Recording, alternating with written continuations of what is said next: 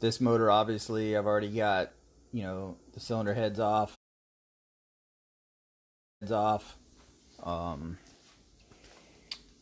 Took the intake manifold off, throttle body. Yeah, I put a blanket over the top of the car. That's where all the car parts go, so I don't lose them. Usually I put rocker arms and push rods, valve covers, cold air intake,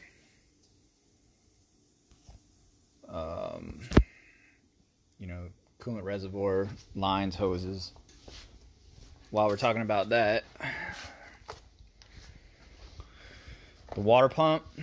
So the water pump comes off real easy, and actually so do the injectors. The only thing you gotta be real careful is this, that little guy right there, and I'll show you where it goes in a second. But there's a corresponding piece on that far side right there, on the bottom. I'll focus on it, there you go. And where those go is it goes into this metal tube right here. That's your oil drain back from that black case. And then over here is your water, your coolant goes down into your oil cooler. Sorry, trying to think and talk. It's like doing public math. So the short block will come out basically just like this. You can leave the alternator on. You could actually leave the water pump on if you want as well. It's no big deal. You can leave the balancer on. Someone hit me up earlier about how to do the balancer. Basically, you can wait till you get out of the car and you can hit it with a butane torch.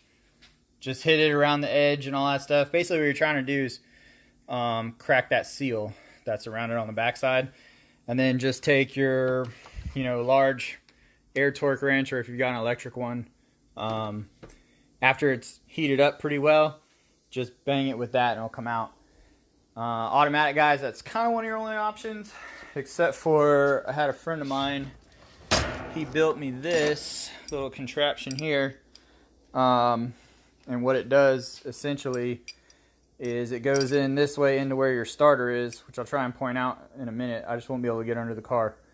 And it locks your flex plate. So once that's done, you can turn the crank bolt. Crank bolt's 24 millimeter. Spin it to the left, breaks it loose. All right, let's talk about some of the pains in the butt. So pain in the butt one is right down here. Let me get a light for y'all.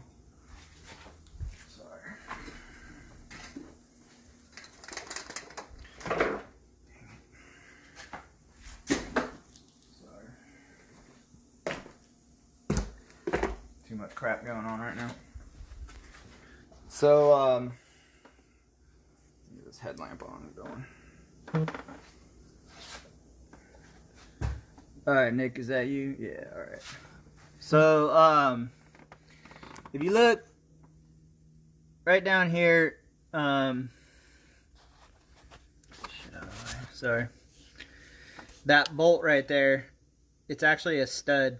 I honestly do not know the freaking backside deal on the back of there. It's like a 6 or a 7 or something. It's a pain in the ass. So that's a 13 mil. Just knock that nut loose. If you need to, you can flip that nut over, screw it back on, then get another one and screw it on top of that, and then you can just use 2 wrenches and pull that out. So that has to come out. Then there's the corresponding bolt right there that has to come out, and then there's one on the bottom that you have to get with a 13 mil ratchet wrench. Now, if you notice, just for pulling the heads off, I didn't even lift the car, right? So the car is still on the ground. I just put it on these little, I drive it on these little blocks in my garage, just so that I can take my my little catch can deal, whatever, for the coolant. And then I just drain the coolant out into that, and then while the reservoir is still in there, it's over here, I pressurize the reservoir, in the top while everything's still hooked up, and it blows most of the stuff back out of the bottom. Once that's done, I take a vacuum cleaner actually, and I stick a vacuum cleaner right in here with everything sealed up, and I try and pull as much coolant out of the block as possible. Once that's done, then I'll go over here to these lines on the side. I'll pull those 2 lines off, and then I'll put a vacuum with a rubber hose to those. And then at that point, you've kind of got all the coolant out of it that you can. If you want to and you have a lift and the car's in the air, I don't think you're going to be able to see it, but down on your oil cooler, which is down underneath here, you can remove that rear coolant line, and that'll drain the rest. But you're still going to have some coolant in your heads that end up in your block and all that stuff. So as soon as you pop the heads off, you want to just have a vacuum cleaner handy and an air hose with a handle. So once you get the vacuum cleaner off, or once you get the coolant out with the vacuum cleaner, just take your air hose, run it around all the cylinders, and then take a little bit of oil on your finger, run it around, and then spin the motor over. So some of the other things we need to talk about, well, actually one more thing. When you get this AC pump off, do not crack the system, all right? This car is a 16, it has 134A, it's cheap. If you have a 17 and up and it has that I don't even know what that crap's called, it's stupid expensive. So you're going to spend a ton of money on refilling it. There's no reason whatsoever. Just pull this thing away from the block. This bolt stays in. There's a ground right here that has to come out. That's this cord right here. Over here is your knock sensor. Pull this little cover off, pull that out. Then you have this holds your wiring harness on. Undo that. The wiring harness comes over and it clips right down here onto your AC reservoir. Make sure you undo that. You can pull that whole harness out and pull it to the side. Once the harness is out and to the side, then you're good. You got some clearance. Now, all you're going to do is go back, hit as many of these top studs as you can. So if you notice, that stud right there has a deal on the back of it. I'm going to tell you which ones you need to change. So there's one there. There's one on the back. Get in there. Straight down. And you've got one more over here, which I already took out, and then one below it. Goes out from the top. So I try and do all my top work before I go and lift the car up. So some stuff on this side. You have your knock sensor, you have your starter. Get to your starter wire with a 13 mil, and then behind that, if I can get the camera angle, there is a, you can just see it, that purple clip. Be careful with that or you'll break it. So you pop that out. Then up here closer, you actually don't need to remove this one if you don't want to, but you have a ground wire right here, and there's a plug right here on the alternator, and then down lower, probably not gonna be able to see it, but there's a plastic there it is, plastic hex deal that holds the power wire to the alternator.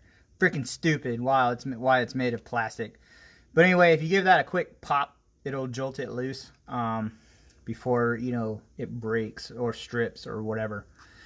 At this point, you can remove your high side fuel pressure, high side fuel pump. Take that out. There's two ways at this point to lift. Either you can have a one of those lift plates, that like a value tray lift plate. I have one. Good buddy of mine bought it for me. We use it a lot, but I simply used a chain with 2 head bolts on it. Freaking for probably the last 25 years.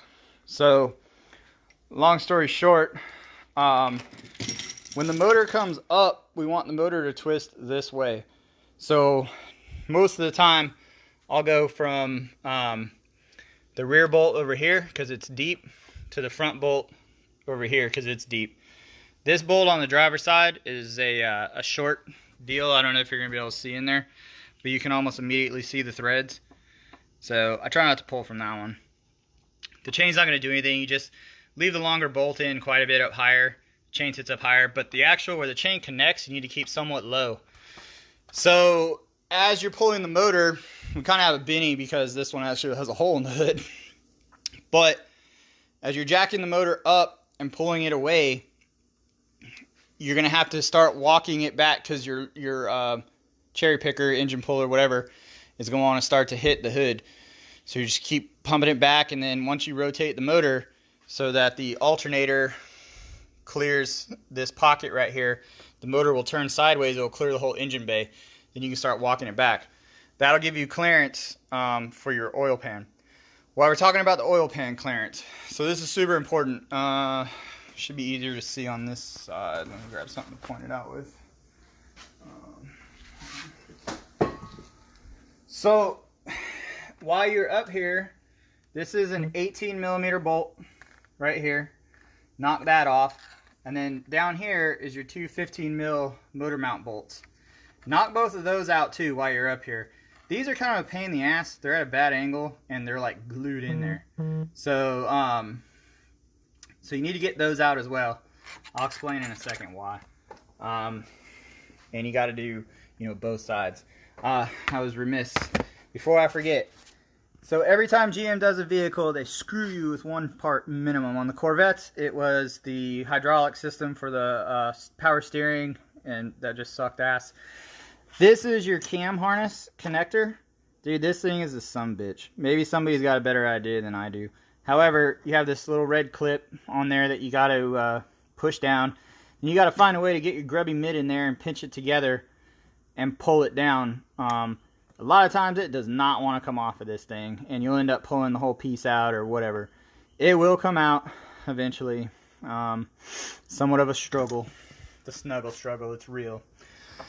So, also, can't really see him right now because the starter's still in place. I'm actually going to pull this motor tomorrow. I'm going to make a YouTube video. I'm going to have one of my kids film it or something, and hopefully they know how to do like time lapse and all that stuff because I suck at this, obviously. So, some of those connectors under there are terrible. Note, we talked about the crank bolt earlier. Leave the crank bolt till last because you either have to, well, this is an automatic, so you have to get your flex plate bolts out. Your flex plate bolts you can reach when you remove your starter. You can just dig straight in there, hit them, 15 mil. They'll come right out. So then you have, I know I'm kind of bouncing around, but so the bolt that goes right here is one of those ones that has a little extension on it. It's a pain in the ass. So actually it's lower than that, my bad. So when you get that out the first time, it sits down right by that little gray deal down there, if I can get the right angle. Once you get that out, relocate it to the bottom two, and then put a normal cap head one in that hole so you can, I don't want to say finger F it, but you know what I mean. So you can get it in there with your fingers for the most part. Now, once I have everything but those lower two bell housing bolts, so transmission to engine, the car will be up in the air, probably about, I don't know, 15 to 24 inches of clearance.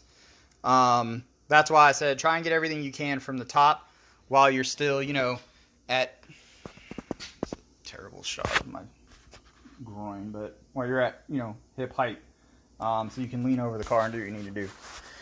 Once it goes up, it's a pain in the ass. You can't reach a lot of stuff from the top, and then you're going to be leaning over. But remove your headers. They'll come right out from the top right now. It's kind of a perfect time to get them out of the way. However, once the car's in the air, you can get the rest of the connectors, like your wideband or your factory O2 sensors. As I was saying, so leave the bottom two trans bolts in.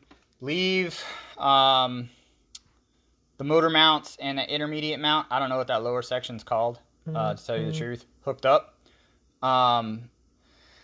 Hook up your chain. Hook up your cherry picker. Put pressure. Start lifting the motor until the transmission is basically up against the frame right here. You'll feel it. Not the frame, the body. You'll hear that little, this crap kind of crunch. It's not going to hurt it. So once that's all the way up, then you can remove this lower section here. This part comes out. It's kind of a bitch. You kind of have to wiggle it around. But pull that out. That gives you the clearance that you need because your oil pan is going to hit your subframe. Once that happens and you pull that up, that gives you the clearance to get in and out. So with that still in place, it's a pain in the ass to get this thing out of the way. Because basically the oil pan wants to hit that front subframe crossmember. There is your oil connector, a pressure sensor, I believe is that one. Could be sending unit or a temp also, I'm not sure. Man, that's really it. So once I have it suspended, I take a jack stand, I put it underneath the transmission with a piece of wood, so that when the motor does come forward, the transmission doesn't go anywhere. I've seen people use ratchet straps, all that stuff. I basically have this kind of taller version of a jack stand right here that I use. And then I just grab a little flat piece of wood, like so. That goes over the top. And then that sits on the transmission. Not on the oil pan of itself, but the little metal piece in front of that where it goes to the bell housing. So once that's done, I break apart those last two transmission bolts on the bottom. You may a bar or whatever, it's probably your easiest way to do it because let's see, that engine's standing. Let's see. So right here in the back of the motor, that's actually the oil galley plug, but you'll get the point. It'll have like these little metal studs or whatever, and those fit into the transmission. Those sometimes, especially if you're pulling your motor for the first time, can be stuck. So just put a crowbar in there, give a little pop on both sides, and the motor will come forward. As soon as the motor comes forward, you can start pulling it up. Now when we talk reverse, make sure that your motor mounts, if you remove them, are put back on properly. Again, motor's going to be twisted. Just pop it back and twist it back into place. Drop it down in. There we go. Vince Tony dowel pin. Thank you, sir. So push it back into place basically until it's close enough to where you can get your transmission bolts in. Then just start using your transmission bolts to start to tighten it up. Kind of work your way around in a circle. It'll pull it into place. Once it's into place, I loosely insert that intermediate motor mount. Make sure that's back into place. It has its own little dowels. For my brain damage and the way I have to do things, if the part's like a driver's side part of the motor or whatever, it just stays on the driver's side of the car on the ground. If it's from the bottom, if it's from the top, it goes on the hood, or excuse me, on the roof or on a bench or wherever you're going to use. These little magnetic things are pretty awesome. I've obviously done this like a million times, so I know where every single one of those bolts goes without looking at them. The ones that will confuse you are your transmission bell housing bolts and your motor mount bolts. They look almost the same, but they're not. Usually your motor mount bolts have 2 blue marks on them, where your cross members don't, and your cross member bolts are usually rounded at the tip. My super professional bag of bolts. I don't know if I got anything right on the top. No. Anyway, just mark those so it doesn't get confusing. So, yeah, man, that's pretty much it. And then just pop it on an engine stand. Obviously, drain your oil while it's still in there. It makes it easier. Trying to do that on an engine stand is kind of a pain in the butt. My buddy built these spacers for the M6 cars, so an actual clutch and everything will fit in there without hitting the motor stand. And then just as a decent investment, I ended up buying one of these motor pans or engine stand pans. So that's helpful. Everything in there will drain and, you know, flip it. A couple little extras of why I take the engines out for like cam swaps and all that stuff. So these bolt holes are super sensitive. You only get a couple rotations out of these bolt holes and then they're basically done. Which is actually one of the issues with this motor. So I like to flip the motor on the side on the engine stand. So basically, you know, roll the engine stand over so that the side of the cylinders is facing the ground. Then I'll chase it with the tap, undo it, blow it out with carb cleaner, then high pressure air. I'll do that 2 or 3 times all the way around. The stock head bolts,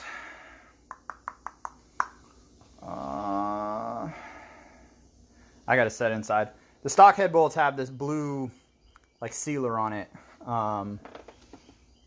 that never wants to come off, and it gets stuck in there. So anyway, long ass live feed. Nick, if you got any questions, just hit me up, and I'll probably try and make an actual video out of pulling this thing out tomorrow. So we're doing a converter swap on this car. We're doing a cam swap. We're going to be refly cutting the pistons because the cylinder heads we're throwing on it is going to have larger intake valves. So I'll talk through all that stuff, or I'll make individual videos tomorrow.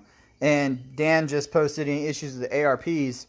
Yes, actually, I had a guy hit me up today asking me how he could get a broken ARP out of his engine. So it's not just me. He ended up fishing them out after, I think I said he took it 2.5 hours to get that bolt out.